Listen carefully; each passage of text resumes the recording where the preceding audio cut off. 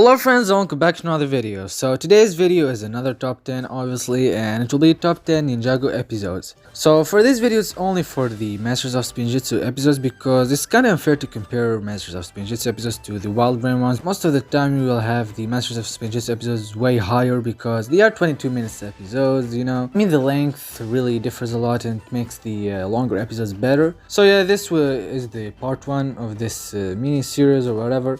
And part 2 will only have the Wild Brain episodes, the top 10 Wild Brain episodes, which will come out, I honestly don't know, so it will come out whenever it's ready. So yeah, let's get started. So at 10th place we have the Possession premiere, and this is the only premiere that you will find in this list, because Winds of Change is my favorite Ninjago season premiere. This episode has a lot.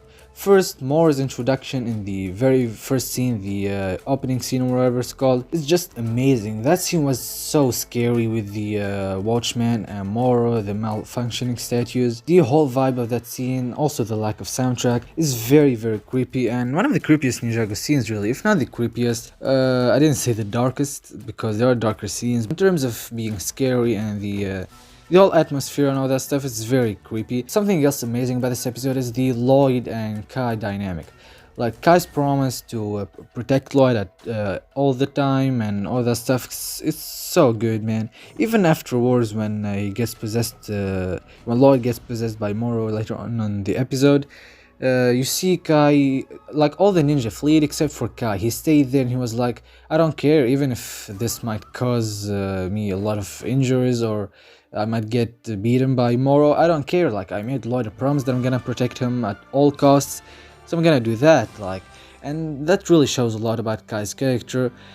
Yeah, also the fight between Moro and the ninja was amazing. Easily one of the best fights of the entire show. Like, in terms of choreography, the soundtrack, the animation and the visuals, really so good. And like I said, Moro is just amazing. He's very different. He's like this very angry teenager, really. Like unlike the previous villains, they are all like very old people and they feel very smart and deceiving and all that stuff, but no, Moro is different. He's just very angry and wants to prove himself, and you see that in this episode. His jealousy of Lloyd for being the Green Ninja. It's just really good stuff. And yeah, I feel like this episode, this is the first episode after the first 4 seasons, obviously, so you also feel like it changed in terms of the tone, the dialogue, everything really. It feels like an upgrade from the stuff we got before, and I really like that. So overall, such an amazing episode, my favorite season premiere ever. Yeah, really good episode.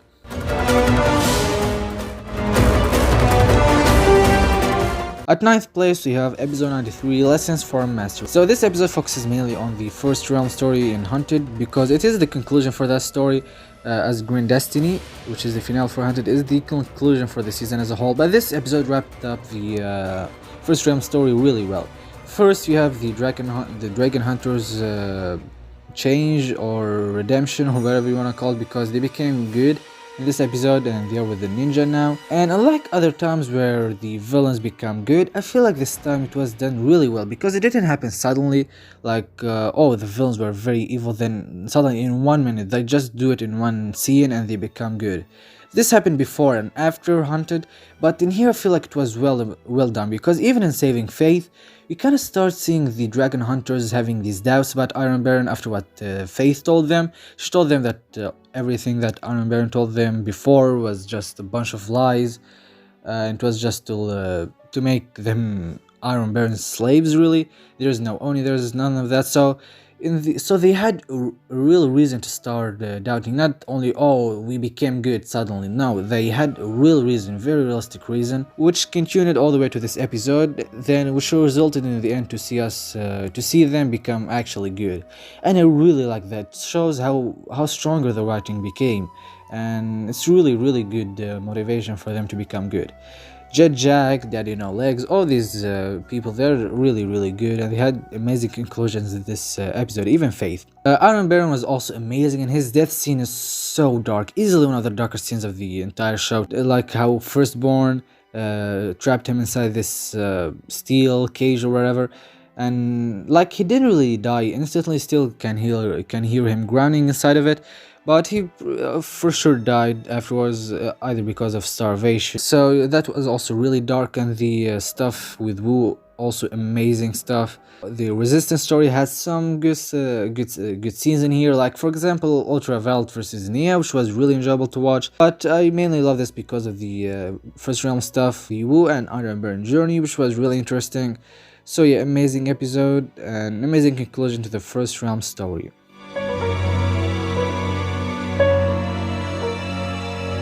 At the 8th spot we have another Oni trilogy episode, which is episode 82, Dread on Arrival. So this episode is kind of like the first conclusion to this season, really. Like for example episode 41 in Tournament of Elements, or episode 52 in Possession. It's like that first conclusion where you think that, oh, we are done with the season and the ninja won and all that stuff, but we find out that there is still more. But what's different in this case is it's not just there's more. No, actually the ninja lose in the end, which is, I'll talk about that later with another episode. But here we see the whole ritual with Harumi trying to bring back Garmadon, which was really interesting to watch. Also, Lloyd spent most of the episode being trapped in that cage, so the only hope is for the other 5 ninja. And they carried this episode a lot and it was amazing. We have this very long action scene with the ninja trying to stop the ritual but save Lloyd and Misako at the same time. You also have the last scene with Harumi and Lloyd, which was really cool as well.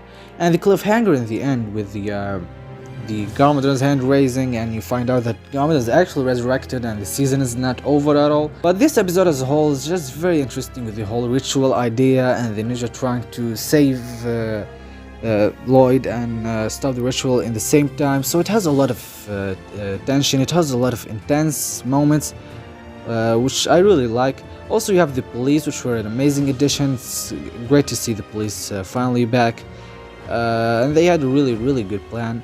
Overall, amazing episode.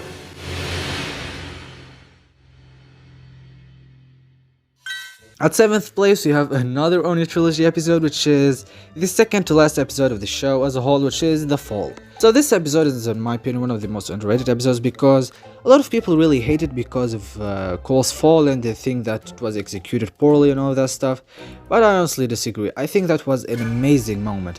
And even though it doesn't really add much to the season and you kind of feel like it's useless and not really something that happened, but I still loved it for 2 reasons. First, it was really one of the main reasons to why Garmadon's arc this season of understanding what is more important than surviving, all that stuff. And also it was, I mean, it's an accident, like, and accidents happen in real life, so it feels very realistic. Like, not everything that happens needs to be very planned and something that you put a lot of thinking into it. No, accidents happen like this. And this was a very realistic message. So not everything really needs to be very vital and important. No, like things like this can happen all the time. So I don't really see the problem that people have with this. But what's even better about it is the scene itself. It was just so emotional. I'd say this is probably Ninjago's most emotional scene of all time, really. I also like this episode for other stuff, even though Cole's fall is probably my favorite Ninjago scene of all time, really. It's very emotional. The soundtrack, the ninja's reaction, especially Kai's, is so realistic. Like, you don't expect something like this from a Lego show, really. But what I like about it even more is for example, the scene between Kai and Nia in the very end, when that 90-second scene, and I love the scenes where they just have 2 characters having normal realistic dialogue between each other for so long. I just adore these scenes, they are my favorite. And Nia was also trying, even though she did something terrible, she's still trying to really find a solution and put an end to all of this. Also, you have the Lloyd and Garmadon stuff, and one of the funniest scenes in Ninjago, in my opinion, is the scene when they were going to enter the Borg Tower. That was a really funny scene. So overall, an amazing episode. It had a very sad scene, but also a very funny scene, and a very realistic scene with the Kai and Nia stuff. That was really cool. So overall, amazing episode. It had something from everything.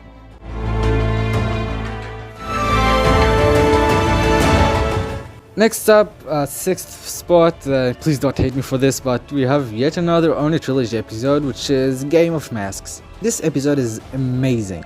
First of all, you have the Rumi flashback, which is so dark, like I said about other Oni trilogy scenes. Like, Rumi's backstory is just so dark, man. And even though I love the whole dark aspect of it, it's not even my favorite thing about it. Because my favorite thing about this whole scene, in my opinion, is how it ties to a big event that happened before and made that event really the thing that targeted the events of the season, which is the Great Devourer stuff.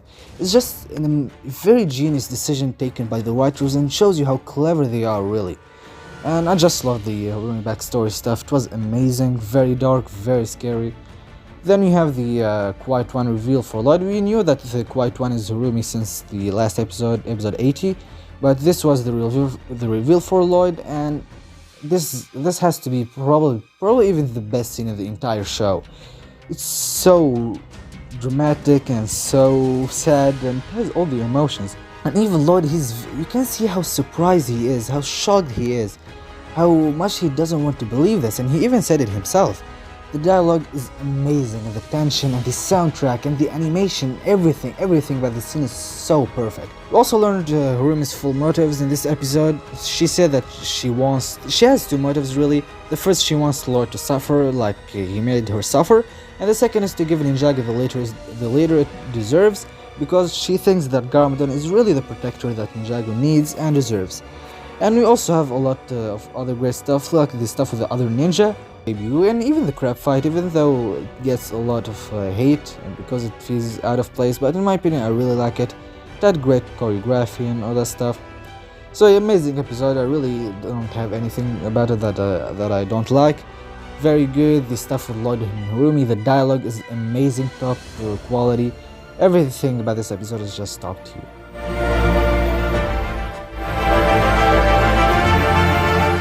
Entering the top 5, we have final episode that isn't from the Oni trilogy, but it's another episode from Possession, which is Grave Danger. This episode is pretty much the thing that all of Possession was building up to, which is finding the tomb of the first Pinjitsu master and passing the 3 deadly tests. And the best thing about this episode, in my opinion, is the idea of it. I love the idea of these 3 deadly tests that the ninja need to pass. Just so amazing. I love this idea, man. And the tests themselves don't disappoint at all. They are very interesting, and even you as the viewer, like, you're not just watching the characters solve the test. No, you also want to know the answer with them. You are also intrigued, you want to know the answer, and you are trying to help the ninja with it, really. And when they found out the answer, you were like, oh man, that's really clever. And I just love that. Also in the end with Moro and Lloyd, it was very interesting, like how he made Kai and the other ninja really take the chance or the choice between saving Lloyd or save the crystal. And also this was a very smart decision with Kai, really, where he made the crystal hotter and threw it at Moro. It was a very smart decision taken by Kai as well. The ending of the episode with the ninja saving Lloyd, really, and Moro getting the crystal, it was very interesting. It makes you more than excited for the next episodes. Even though the next episodes really disappoint in my opinion, but at least this one was amazing. So overall, I love the whole Deadly Tests idea, and I love how you are actually living the episode and experiencing the episode with the characters. That was a very smart decision taken by the writers, and yeah, overall amazing episode.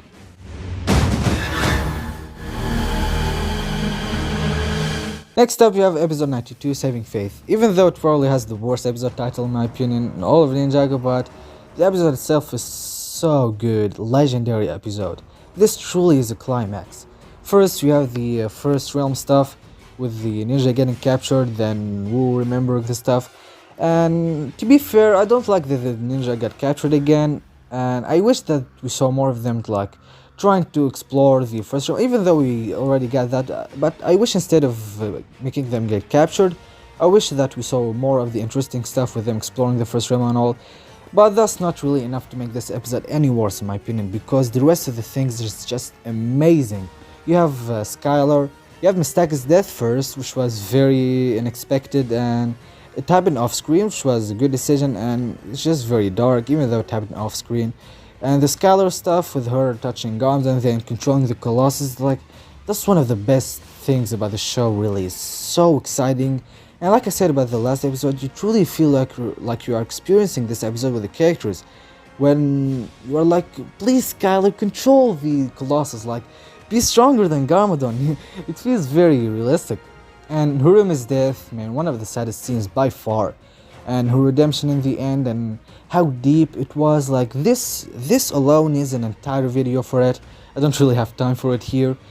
Hurumi got the perfect conclusion she could have had, so good. Also the Lois stuff was really good, him trying to power Skylar and all that stuff. Then in the end, how Garmadon screams and he's like very desperate and he's like, you want the city, Lloyd? Then you can get it, but in ruin.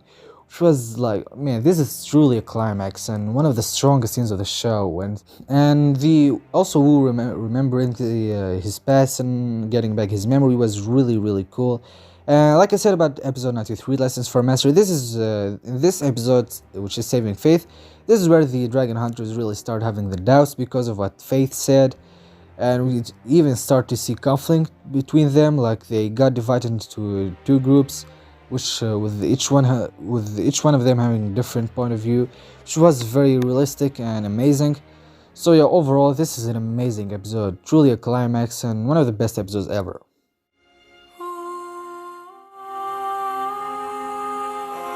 Entering the top 3, we have episode 83, True Potential. And like Saving Faith, this is also a climax. The Lloyd and Garmadon stuff is one of the best things about the series as well. Where do I even start with this? First you have the ninja thinking that they won actually and they are celebrating and all that stuff. Then they get the terrible news that Garmadon is actually resurrected and they're just very shocked. And they all think that they should face Garmadon together, but what I love about this episode and about the trilogy as a whole really, and makes it so good, is Lloyd and how he thinks that he can defeat Garmadon by himself. He doesn't believe that this fight needs strength, it needs emotion, it needs belief. And he thinks that he can change Garmadon because he already did it before. Because this is his father and no matter what other people say, that this is not the same person, he remembers that no matter what you think or what you are gonna do, there's no way that you'll turn him good again. He didn't care about what anybody said. He thought that this is between him and his father, that whatever happens, he's just gonna get his father back, and he really believes it and he has a lot of faith. But then the biggest heartbreak and biggest heartbreak in the entire show is how we find out that Lloyd was mistaken. This is not the same Garmadon he thought that he is. This is a monster. This is not his father. And the line where Garmadon says, "I have no son," that's just the biggest punch to the heart, really. Is so powerful. And the writing is just extremely powerful. One of the most powerful writing I've ever seen, really, not only in Ninjago. So yeah, the fight, even the conflict and the animation and the choreography was really amazing. The soundtrack, I can't forget the soundtrack, it was mind-blowing. And then everything about this episode is amazing, such a beautiful episode, perfect.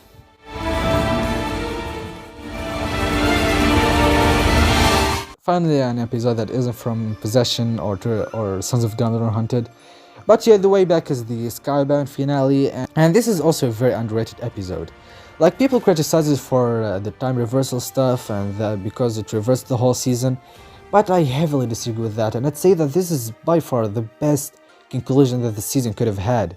I mean, and I know that it reversed the season and all, but that doesn't make it bad, like, not at all. In fact, I'd say that this is one of the most clever decisions that writers have ever taken. And this and many other things show you that the writers are very smart, really. And yeah, like I said, I just adore the time reversal idea. It was genius. Like, when I saw it, I was like so shocked.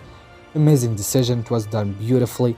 And the scene with Jay and Nia, so dark, so emotional, very amazing.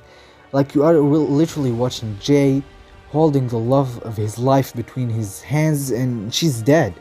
That's so sad and dark. Like, he kept fighting to get Nia throughout the whole season, since the beginning, and in the end she just dies like this. It's so emotional, really, very emotional, and amazing writing, like I said, and the dialogue makes it even better. And yeah, also the other stuff with the ninja fighting Nadakon and how you are following the flintlock to do the shock, and you're like, do it now, Flintlock, just do it as soon as possible, come on. It's so interesting. And like I said about the episode 92 and episode 52, this really makes you experience this season or the episode with the characters, which is not easy at all to write. It's very hard, and when done right, it's just the best thing ever. And yeah, overall, this is a fantastic episode, climax, really, and yeah, amazing.